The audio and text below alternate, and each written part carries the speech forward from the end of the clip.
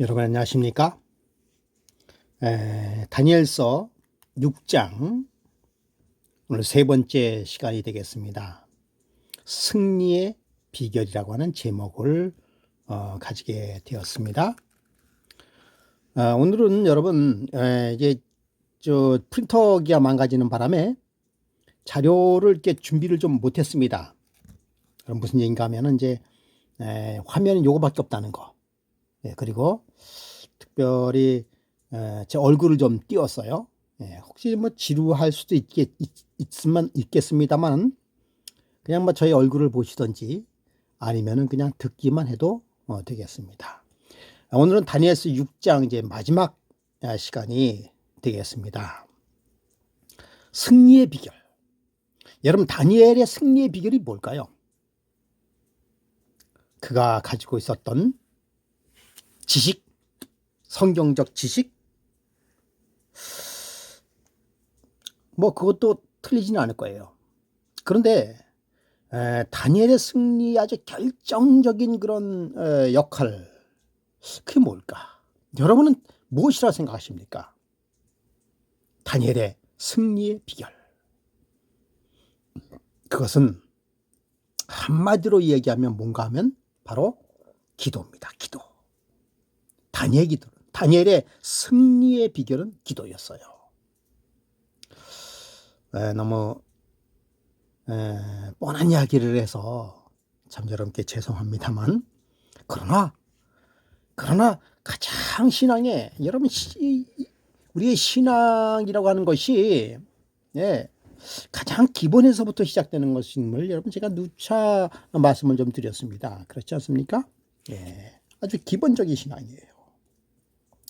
근데 다니엘의 그 기도를 한 세 가지로 좀 살펴볼 필요가 있는데요. 그 뭔가 하면 다니엘의 기도의 장소와 그리고 다니엘의 기도의 태도와 시간, 이 세 가지를 한번 우리가 살펴볼 필요가 있지 않습니까? 다니엘은 기도의 장소를 가지고 있었다는 사실이에요.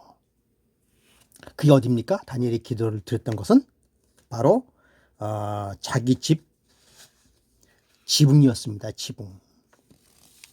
그 근동지방, 즉 이스라엘 지방에는 지붕이 어떻게 생겼어요? 우리나라처럼 이렇게 지붕이 이렇게 각이 진 것이 아니라 평평하게 생겼습니다. 왜 그럴까요? 거기는 뭐 비가 그렇게 많지 않기 때문에. 우리나라는 비가 있기 때문에 비가 이렇게 고이면 안 되죠. 비 밑으로 내려야 되기 때문에 그렇게 각이 졌지만은 그 나라는 이제 그렇지 않기 때문에 평평하게 돼 있어요.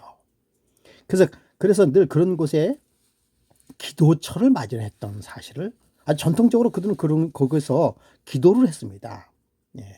그래서 신약 시대에 나와서 그 베드로도 기도할 때 사도행전 10장 9절에 보면 기도하려고 지붕에 올라갔다라는 사실을 알 수가 있어요.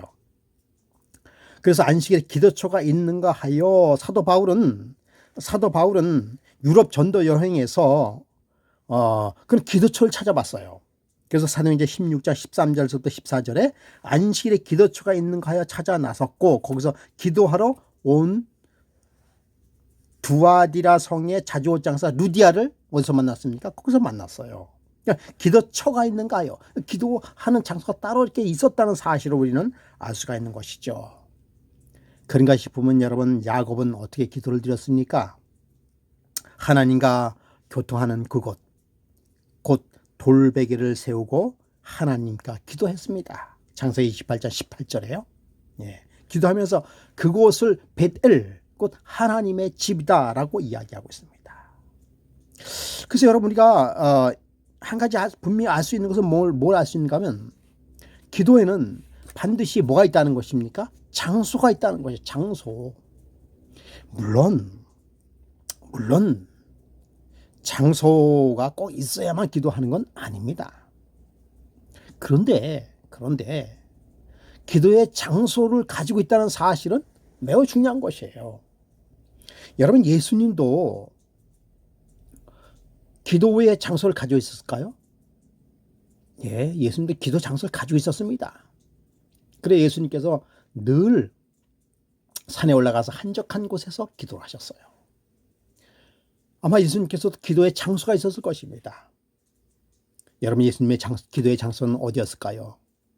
여러분도 잘 아시다시피 예수님의 기도의 장소는 아마 겟셋마네 동산이었을 것입니다. 성경에 그렇게 나와 있지 않지만은 저는 그렇게 믿고 싶어요. 예수님께서는 종종 겟셋마네 동산에 올라가서 기도하셨을 거예요. 기도의 장소였습니다. 그래서 정로의 계단 79쪽에 이렇게 말씀하고 있습니다. 기도를 습관적으로 늘 하는 곳으로 가서 기도하라 라고 말씀하고 있습니다. 습관적으로 늘 하던 곳으로. 여러분, 기도의 장소가 있습니까?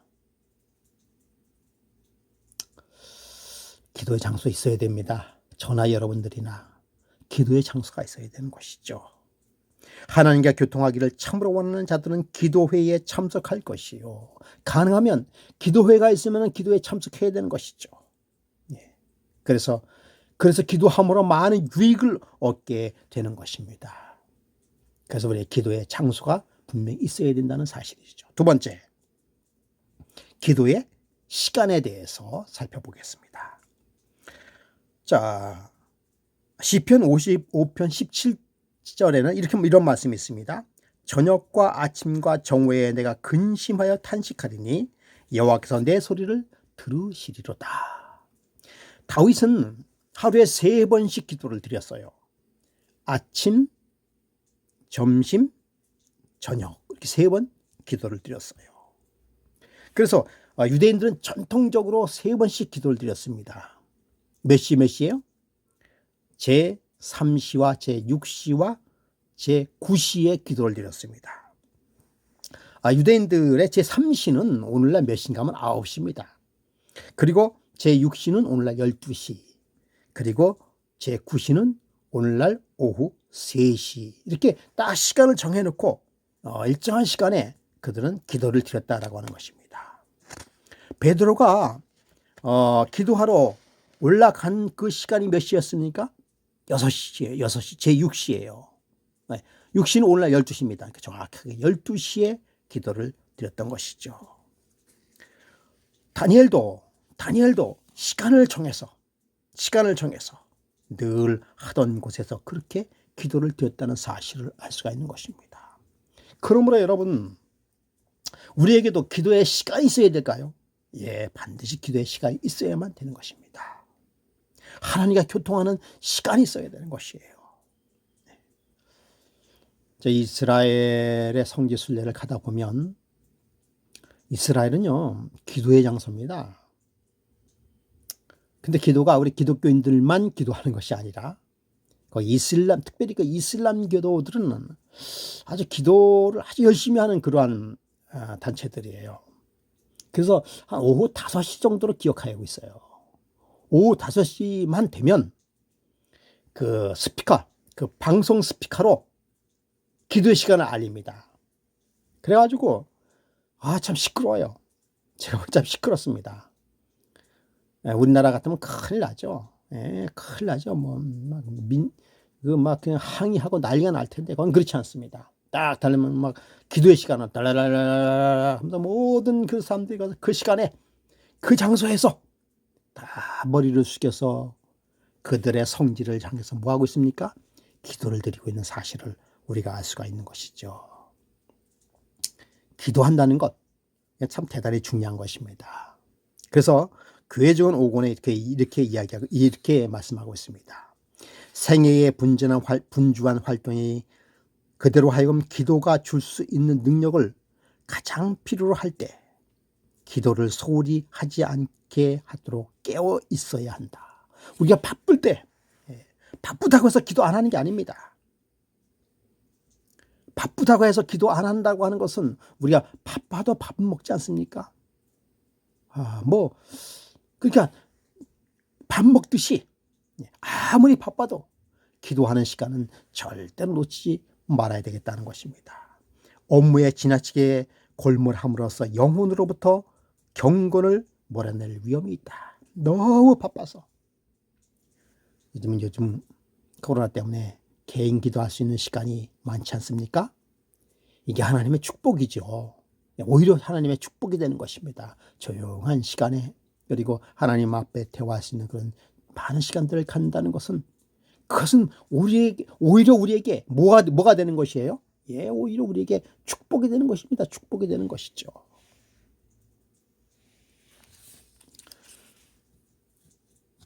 이러한 사실을 우리가 잘 알 필요가 있는 것입니다. 그 다음에 여러분, 기도의 자세. 여러분, 기도를 어떻게 해야 될까요? 네? 기도를 어떠한 자세를 가지고 기도를 해야 될까요?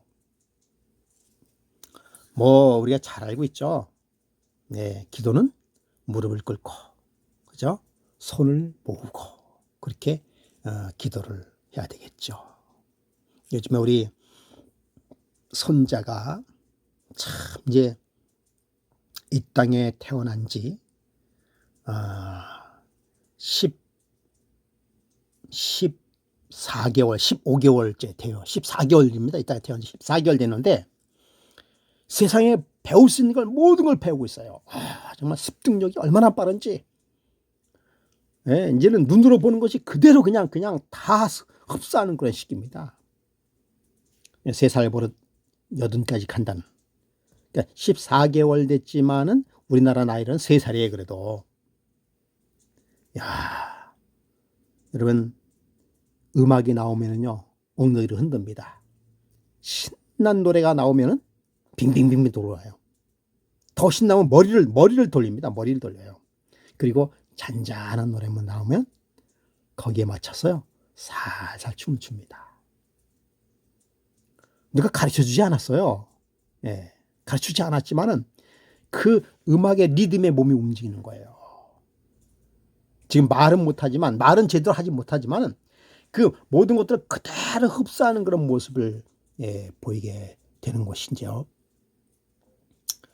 그런 우리 손자에게 기도의 습관을, 기도를 가르쳤어요. 그러니까 사실 기도할 줄 모르겠죠. 그러나 우리 하은아 기도하자 하면은 뭐예요? 손을 이렇게 모으고 기도하는 모습을 취합니다. 어렸을 적부터 기도하는 자세, 굉장히 중요한 것이죠. 가장 좋은 것은 무릎을 꿇고 손을 모으고 기도하는 것이겠죠. 왜 그런가 하면 무릎을 꿇는다는 것은 복종과 겸손의 자세를 뜻하기 때문에 그렇게 하는 것입니다.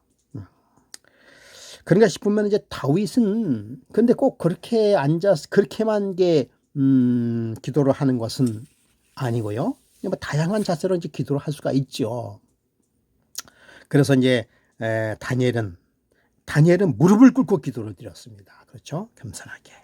근데 다윗은 사무엘하 7장 18절에 보면 다윗 왕이 여호와 앞에 들어가 앉아서 주께 기도하여 여호와여 나는 누구이오며 앉아서 기도했다라고 하는 것이고요. 또 엘리에셀과 엘리야는 어떻게 기도했습니까? 엎드려서 기도했고요. 한나는 선체로 하나님께 기도를 드렸고요. 그리고 예수님과 에스라, 스데반, 사도 바울을 모두 다 어떻게 기도했습니까? 무릎을 꿇고 기도를 드렸던 사실이죠. 여러분, 안나 템플에 지은 무릎 꿇는 낙타의 시를 여러분 잘 알고 있지 않습니까? 날이 저물면 낙타는 모래 벌판 위에 무릎을 꿇는다. 온종일 지고 다니는 무거운 짐을 내리게 하여 휴식을 얻을 수 있기 때문이다. 나의 영혼아, 해가 지고 한날이 저물 때에 너도 무릎을 꿇으려무나. 그래야 내 주인에게도 내 짐을 들어 내리시고 내게 휴식을 주실 수가 있으시니까. 무릎을 꿇어야만 낙타가 지고 있는 그 무거운 짐을 내려놓을 수 있다라고 하는 것이죠. 만약 그대가 짐을 진 채로 온 밤을 지샌다면 어떻게 할 일이 태산 같은 내일로 맞이할 수 있을까? 날이 새면 낙타는 다시 무릎을 꿇어 그의 주인으로 다시 짐을 지우게 한다. 그리고 벌떡 일어나 사막길을 힘차게 달린다. 나의 영혼아, 먼 동이 트고던 너도 무릎을 꿇어 내 하나님께 내게 일과를 주시게 하라. 그분은 내가 자기에게 너무 큰 짐을 결코 지우지 아니하실 줄 확신하여라. 안나 템플. 그렇습니다. 우리가 저녁 때 무릎을 꿇는 것은 나의 삶의 짐을 모두 주님께 내려놓는 것입니다. 그리고 아침에 무릎을 꿇는 것은 주님께서 저에게 맡겨주실 사명이 무엇인지를 주님께서 우리의 어깨에 짊어지시게 한다라고는 사실입니다. 특별히 다니엘은 어디를 향해서 기도를 드렸습니까? 예, 다니엘은 예루살렘을 향하여 기도를 드렸습니다. 다니엘은 신앙과 하나님께 그 모든 것이 고정된 그런 사람이었습니다. 그는 하루에 3번씩 기도를 드리면서 그는 자기의 살았던 그 예루살렘을 향하여 마치 나침반이 흔들리지 아니하는 폭풍에도 휩쓸리지 아니하고 나침반의 정위치를 가리키는 것처럼 늘 다니엘은 그렇게 예루살렘을 향하여 기도를 드렸다라고 하는 것입니다. 실물교훈 368쪽에 이렇게 말씀하고 있습니다. 우리는 예수님을 바라보는 중에 하나님께 대한 더욱 명랑하고 분명한 견해를 가지게 된다. 바라봄으로 우리는 변화가 된다. 선함과 우리 동포에 대한 사랑이 우리의 끊임없는 본성이 된다. 그렇습니다. 여러분, 우리가 기도로서 하늘을 바라보며 하늘 아버지를 바라보시는 우리 저와 여러분 되기를 간절히 바라겠습니다. 다니엘은 기도하는 사람이었습니다. 그 기도의 결과 이제 위대한 승리를 쟁취하게 되는데 이제 본문으로 들어가겠습니다. 여러분 다니엘서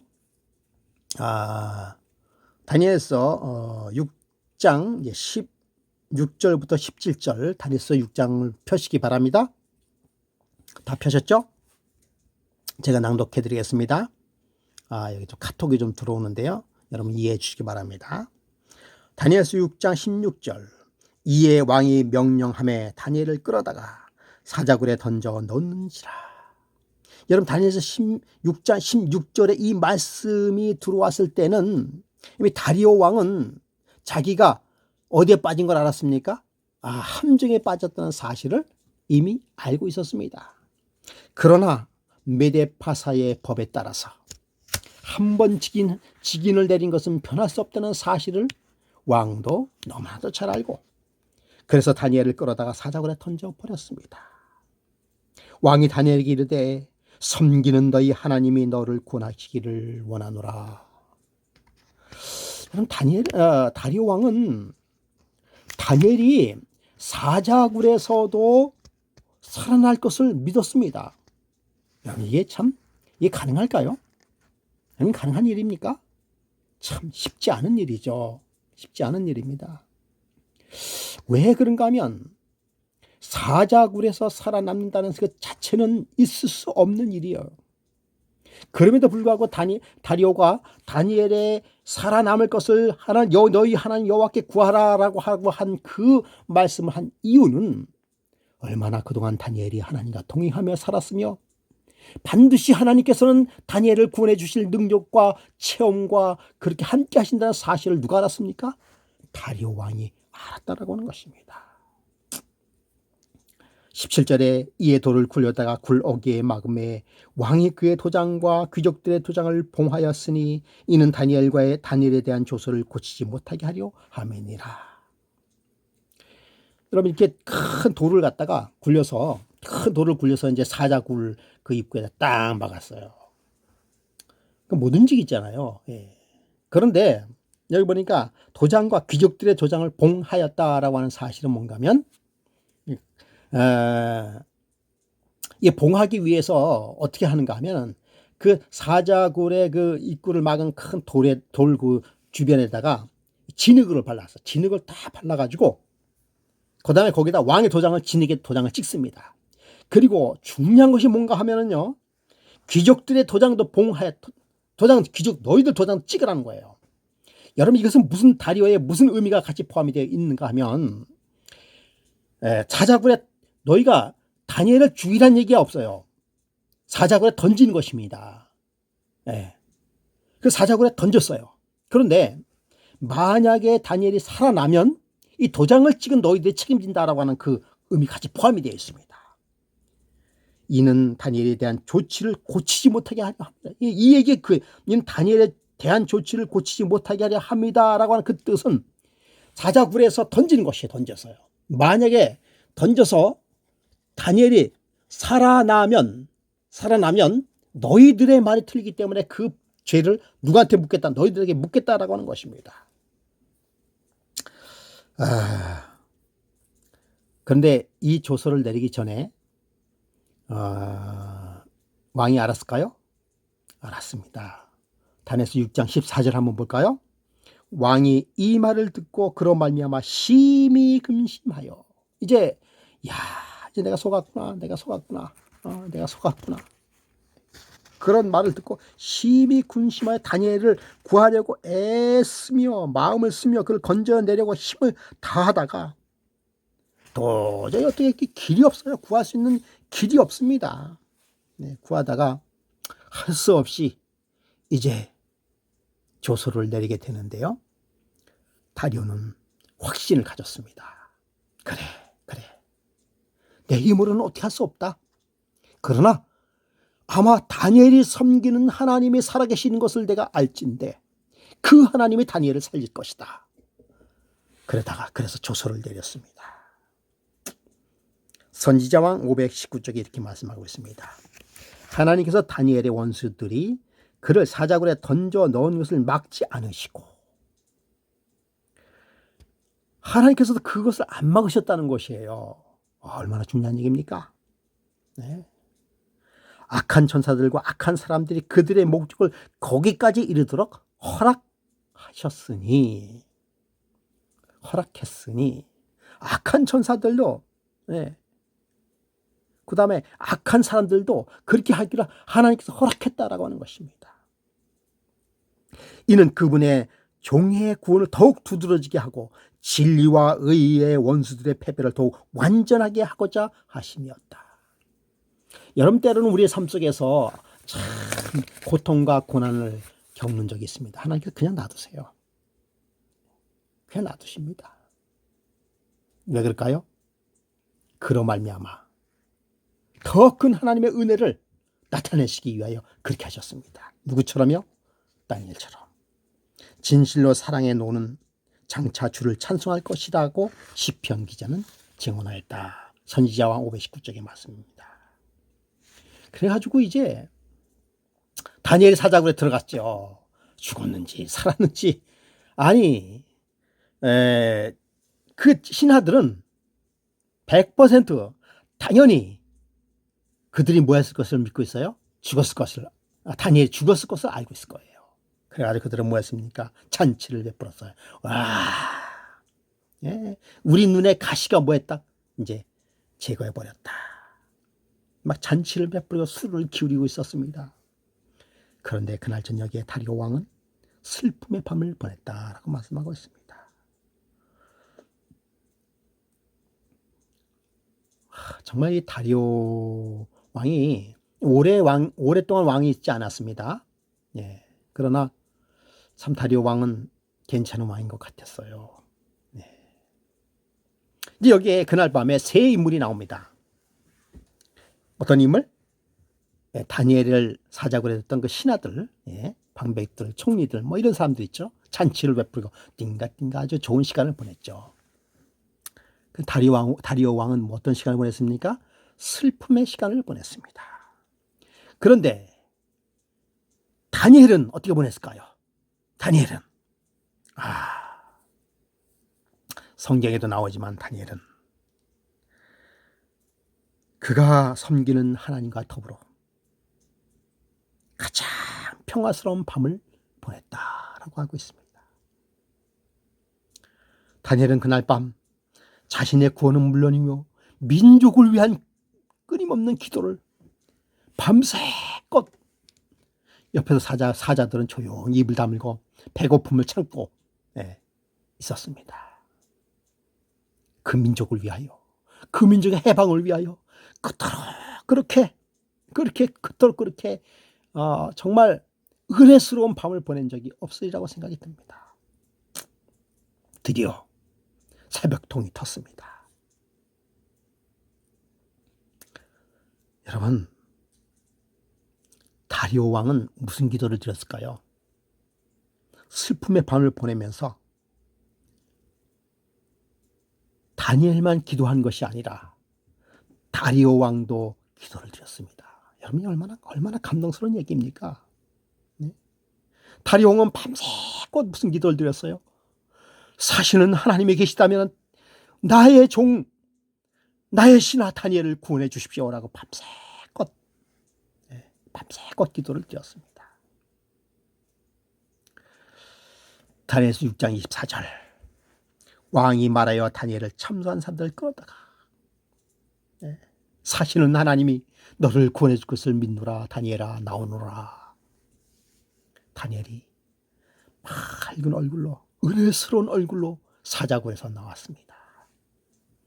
여러분, 그때 그 다리오는 그럼 그렇지 너희 하나님이 살아계시다. 너희 하나님이 살아계시다. 분명히 살아계시다. 그리고는 다니엘을 참사하고 자기를 속였던 그 신하들을 끌어다가 사자굴에 쳐넣었어요. 6장 24절입니다. 왕이 말하여 다니엘을 참수한 사람들을 끌어오게 하고 그들의 처자들과 함께 그 나라는 참 아주 대단한 나라예요. 얼마나 다리오가 분노했으면 그 당사자들뿐만 아니라 처자식까지 또 사자굴에 다 집어넣었다는 것이에요. 그들이 굴 바닥에 닿기도 전에 사자들이 그들을 움켜서 뼈까지 부서뜨렸다라고 하는 것이에요. 여러분, 우리는 어떠한 일이 있더라도 우리를 힘들게 하는 그 사람이 있다 하더라도 원수를 갚으려고 노력하지 마시기 바랍니다. 원수는 하나님께서 갚아주실 것이고, 원수란 것이 아니라 그 모든 일들은 하나님께서 갚아주실 것입니다. 절대로 함정을 파지 마시기 바랍니다.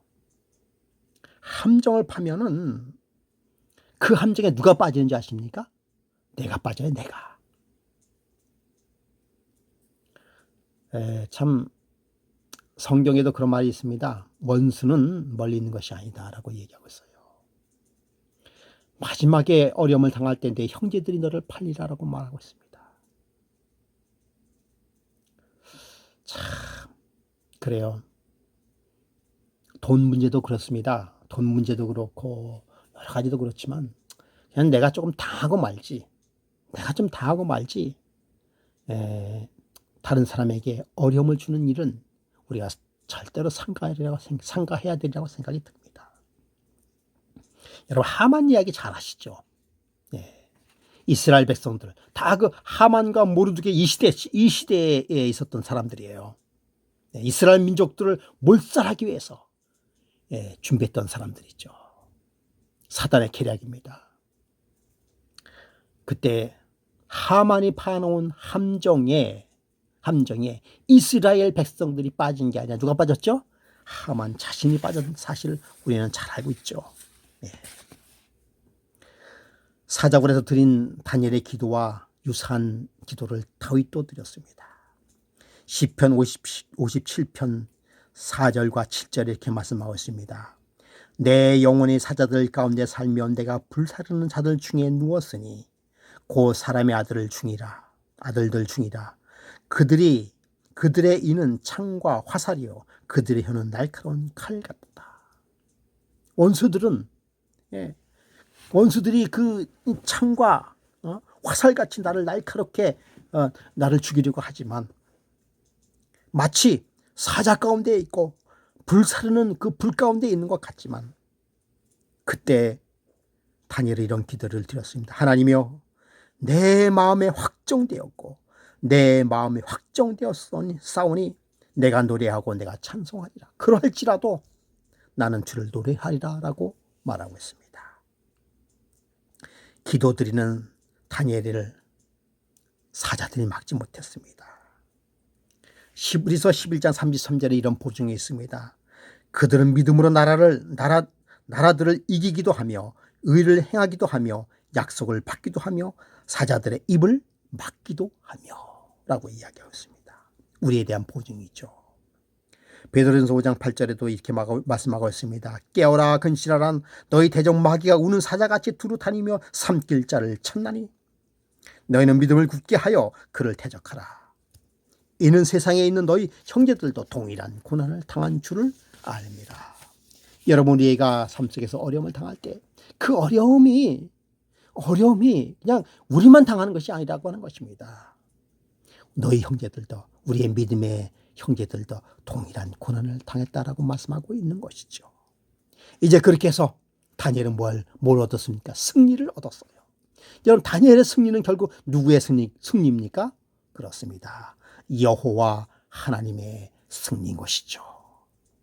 다니엘의 이름이 높여진 것이 아니라 여호와 하나님의 이름이 높아졌다라고 하는 것입니다. 이제 왕은 조서를 또 내리죠. 여기는 아주 이 조서를 내리면 이 조서에는 변동할 수가 없는 것이에요. 네. 우리 다니엘서 지금까지 다니엘서 6장까지 3번의 조서를 내립니다. 첫 번째는 느부갓네살이 바벨론 전국의 조서를 내립니다. 그리고 두 번째는 느부갓네살이 정신병이 있은 이후에 또 조서를 내립니다. 그리고 세 번째 다리우스의 조서를 내립니다. 다리우스가 조서를 내립니다. 다니엘서 6장 24절부터 27절. 왕이 말하여 다니엘을 참수한 사람들을 끌어오게 하고 그들을 그의 처자들과 함께 사자굴에 던져넣게 하였더니 그들이 굴 바닥에 닿기도 전에 사자들이 그들을 움켜서 다 뼈까지 부서뜨렸더라. 25절. 이에 다리오 왕이 온 땅에 있는 모든 백성과 나라들과 언어가 다른 모든 사람들의 조서를 내려 이르되 원하건대 너희는 큰 평강이 있을지어다. 여러분, 이 큰 평강이 너희들 두려워 떨라라고 하는 것이 아닙니다. 이 조서에 대하여 조서를 이행하지 않으면 죽이라는 얘기 아닙니다. 너에게 큰 평안이 있을지어다.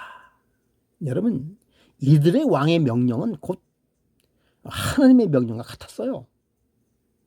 큰 평안이 있을지어다 라고 했을 때 그들은 정말 평안이 있는 것처럼 그렇게 느꼈을 것입니다.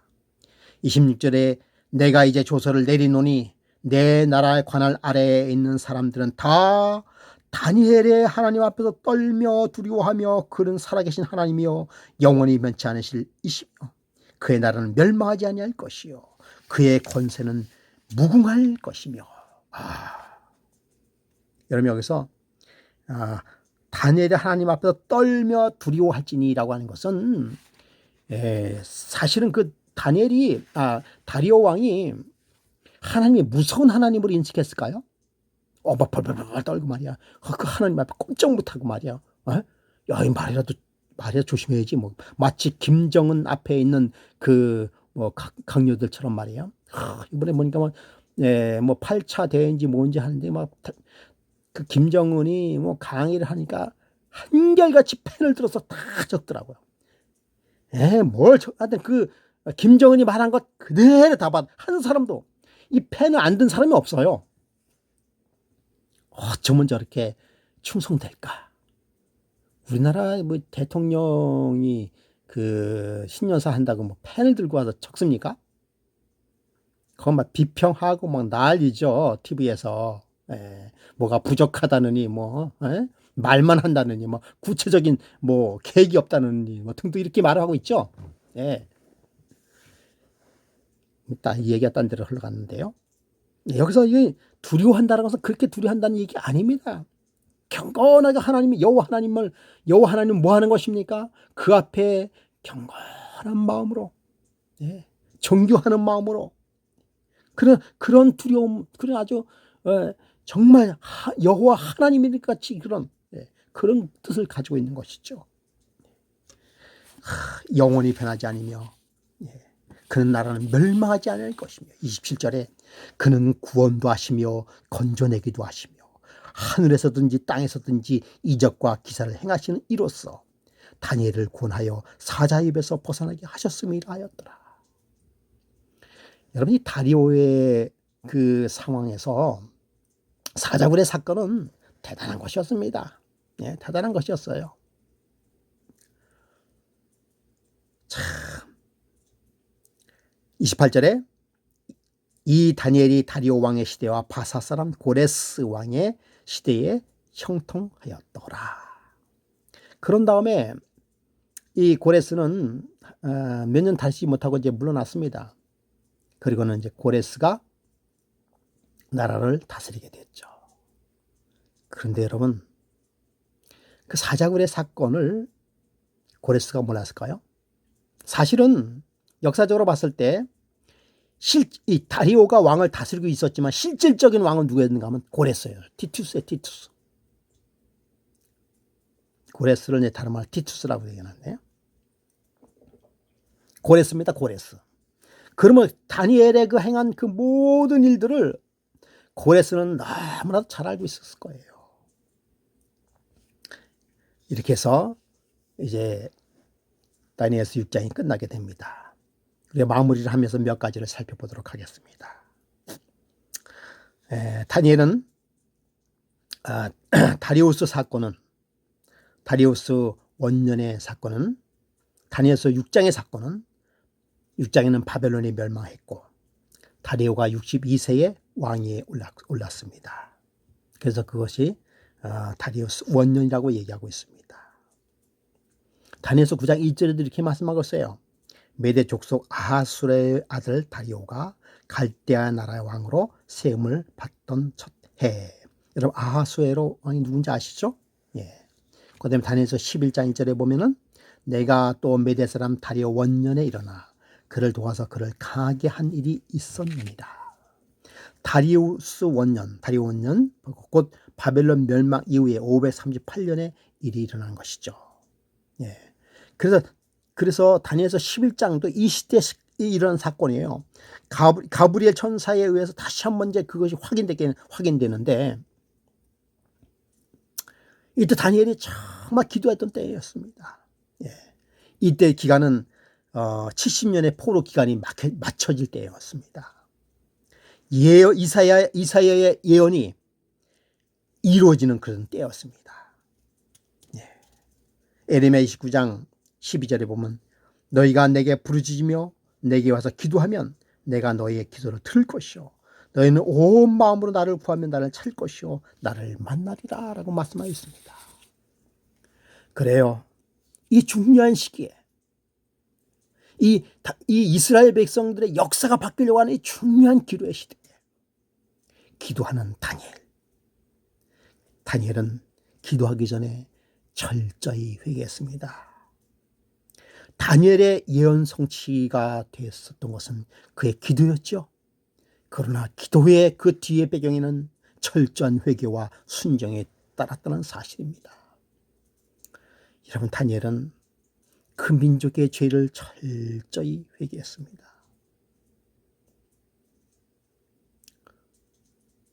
그날 밤에 다니엘의 기도는 회개의 기도였습니다. 그의 민족을 위한 기도였습니다. 에레미야 18장에 보면 18장 7절 8절 만일 내가 말한 그 민족이 그의 악에서 돌이키면 내가 그에게 내리기를 생각하였던 재앙에 대하여 뜻을 돌이키겠고 내가 어느 민족이나 국가를 건설하거나 심으려 할 때에 만일 그들이 나보기에 악을 행한 것을 행하여 내 목소리를 청정하지 아니하면 내가 그들에게 유익하리라고 한 복에 대하여 뜻을 돌이키리라. 이런 에레미야 선지자의 그 기별을 들은 다니엘은 끊임없이 그의 국가를 위하여 그의 민족을 위하여 기도하며 회개의 기도를 드렸습니다. 그리고 다니엘은 자기 스스로를 낮추고 그는 그 시간에 금식 기도를 드렸습니다. 그럼 사자도 먹지 못한 그 방 안에서 그 사자굴에서 먹었을까요? 아니요. 금식 기도를 했습니다. 그뿐만 아니라 다니엘서 9장 3절에 내가 금식하여 베옷을 입고 죄를 뒤집어 쓰고 주 하나님께 기도하며 간구하기로 결심하였다라고 다니엘서 9장 3절에 말씀하고 있습니다. 선지자 왕 530쪽에도 이렇게 이야기하고 있어요. 확실한 예언의 말씀 위에 기초를 세운 다니엘은 이 약속들이 신속히 성취되기 위하여 믿음으로 여호와께 간구하였다. 그는 하나님의 영광이 보존되기를 간구하였고 그는 그의 탄원에서 자기 자신을 하나님의 목적에 미치지 못한 사람들과 동일시하고 그들의 죄를 자신의 죄처럼 자복했다라고 말씀하고 있습니다. 열렬히 기도드리는 그 다니엘의 기도를 하늘에서는 외면하지 않았지요.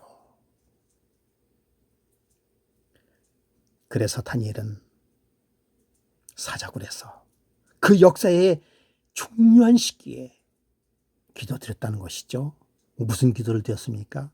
철저한 회개의 기도를 드렸다라고 하는 것입니다. 그 다리오 시대에 있었던 일이죠. 그런데 여러분, 사단도 가만히 있었을까요?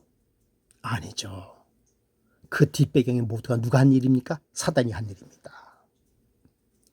다니엘의 기도가 하늘에 상달되지 못하도록 사단은 끊임없이 다니엘에 대하여 시험하고 다니엘을 넘어뜨리려고 했어요.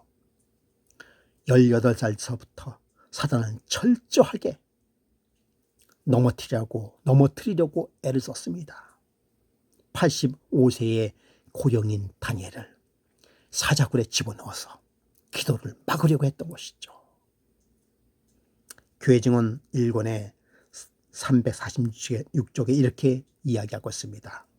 사단은 그의 힘 있는 적대자가 탄원하는 것을 감당할 수가 없었는데 이는 그가 그리스도의 능력과 위험 앞에서 두려워 떨었기 때문이다. 열렬한 기도의 소리에 사단의 전군이 떨었다. 여러분, 기도는 위대한 것입니다. 기도는 능력인 것이죠. 더더욱 회개의 기도는 사단이 무서워 떠는 기도가 되는 것이죠. 두 번째, 이제 다니엘과 고레스에 대해서 잠깐 말씀을 드리도록 하겠습니다. 이제 다니엘의 사건은 메데파르시아의 실권을 잡은 고레스에게 큰 감동을 주었던 것이죠. 아까도 말씀을 드렸지만 다리우스는 2년밖에 못 되고 죽음을 당했어요. 고레스는 이제 왕위에 오르자마자 통치 원년에 그가 제일 먼저 한 일이 뭔가 하면 바로 포로 속박력이었습니다. 속박력이었어요. 그래서 536년에 포로들이 첫 귀환길에 올랐습니다. 70년간의 포로 생활이 끝난 것이죠. 이러한 고레스의 석방령에 영향이 미친 것이 바로 다니엘의 사자굴의 사건이었다는 사실이 얼마나 큰 감동입니까? 선지자 왕 532쪽에 이렇게 이야기하고 있습니다. 다니엘이 사자굴로부터 구출된 사건으로 하나님께서는 고레스 대왕 마음에 호감을 주는 인상이 조성되도록 하셨다. 아까도 말씀을 드렸습니다마는 다니엘이 사자굴에서 기도드리고 그곳에서 살아 돌아왔다라고 하는 그 사실은 고레스에게 굉장한 감동이었습니다. 그는 그 사건을 면밀히 주도하게 바라봤어요. 아마 고레스도 다니엘이 살아 돌아올 것을 믿었을 것이에요. 그리고 그가 왕이 되자마자 바로 첫 번째 한 일이 바로 석방력에 여호와 하나님 말씀을 순종하는 일을 먼저 했던 것이죠. 선견지명의 능력을 가진 정치가로서 하나님의 사람의 훌륭한 특성들은 페르시아의 통치자로 하여금 그에게 현저한 존경을 나타내고 그의 판단을 높이게 하였다. 그리고 이제 하나님께서 예루살렘에 있는 당신의 성전에 재건되게 하시겠다고 말씀하셨던 바로 그때에 하나님께서는 그분의 대리자로서 고레스를 감동시켜서 다니엘 자신도 익숙해 있었던 고레스 자신에 관한 예언들로 그를 깨닫게 하셔서 유대 백성들에게 자유를 허락하도록 하신 것이다. 여러분, 이제 고레스가 다니엘의 그 감동스러운 이야기를 듣고 이제 정권이 바뀌어서 고레스를 만나게 됐습니다. 다니엘은 여전히 고레스가 다스렸던 그 나라의 총리였었죠. 다니엘이 고레스를 처음 만나자 한 말이 무엇입니까? 바로 이사야에서 나타난 예언이었습니다. 그리고 하나님께서 당신에게 이 나라를 맡기며 하나님의 뜻을 행하도록 하셨다라고 하는 예언의 기별을 고레스에게 전달해 주었던 것입니다. 여러분, 얼마나 감동의 스토리입니까? 얼마나 스릴 넘치는 승리의 기별입니까? 여러분, 이러한 승리의 기별들이 앞으로 저와 여러분에게 있을 것을 성경은 이야기하고 있습니다. 여러분, 저와 여러분은 다니엘의 사명과 다니엘의 그 해야 할 일들, 사명감과 그 영성과 기도가 조금도 뒤지지 않습니다. 이제 곧 우리는 새 예루살렘, 그곳으로 귀환해야 하는 시기가 가까우고 있습니다. 우리가 놓쳤던 저 에덴 동산, 하나님께서 지으셨던 저 아름다운 성전에 귀환해야 한 시기가 다가오고 있습니다. 그러나 사단은 그 시기를 막으려고, 그 사건을 막으려고 바닷모래 위에 서서 대적하고 있습니다. 여러분, 이때 우리가 해야 할 일이 뭘까요? 이때에 우리는 다니엘의 기도가 필요한 것입니다. 우리의 민족을 위하여, 우리의 교회를 위하여, 나 자신을 위하여 회개의 기도가 절실히 필요한 때가 아니겠습니까? 어쩌면 코로나는 사자굴에 우리를 몰아넣는 거나 같은 것입니다. 그렇지 않습니까? 이때에 우리가 우리의 민족을 위하여 기도하는 그러한 얼마나 좋은 기회인지 모릅니다. 얼마나 감동의 기회인지 모릅니다. 기도하는 다니엘. 불붙는 풀무 속에서 친구들이 던져지고 그도 사자굴 속에 들어갔지만 그들이 분해되기 전에 불꽃이 먹고 사자굴의 턱이 굳어져 버렸다. 하나님이 언제나 그와 함께 계셨기 때문에 그는 승리하고 또 승리했다. 위험이 몰려올 때 하나님은 그분의 자녀들을 위험에서 지키셨다. 여러분, 다니엘이 그랬던 것처럼 우리의 고레스, 우리의 기름 부은 왕 예수 그리스도께서 조만간 우리를 위하여 오실 것입니다. 남은 자, 하나님의 계명과 예수의 증거를 가진 자, 곧 현 시대의 다니엘은 저와 여러분이 아니겠습니까? 그 놀라운 은혜에 기도로서 참여하시는 저와 여러분이 되기를 간절히 바라면서 다니엘서 6장을 마치겠습니다. 여러분, 대단히 감사합니다.